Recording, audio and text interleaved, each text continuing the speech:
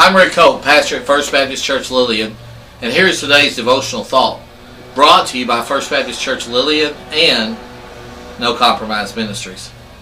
Colossians 3:21 says, "Fathers, do not provoke your children, do not exasperate your children, instead bring them up in the training and instruction of the Lord." Now, I'm going to make a true confession. For many, many years, I was a yeller.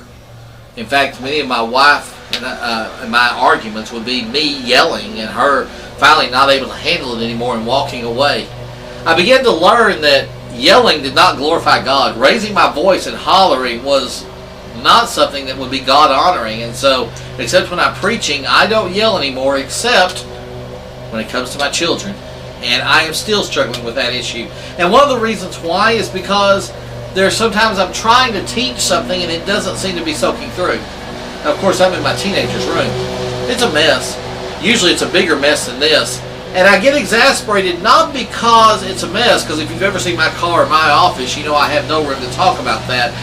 But I get exasperated because her mother or I have told her to clean the room several times, and it's taken her a while to get around to do it.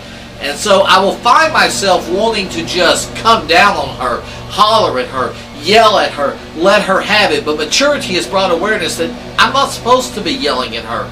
Now, I'm not saying don't punish. I'm not saying don't discipline.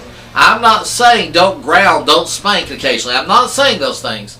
But I am saying that my purpose is not to beat her down verbally, but instead to help her understand why it's necessary that she keep things in order, that she do what she needs to do, that she follow our direction. Yelling doesn't accomplish anything. Grounding does. Taking things away does. Dealing with a firm hand does. But I'm not supposed to upset her. I'm supposed to teach her. That's something I've learned. That's something a good father is supposed to do.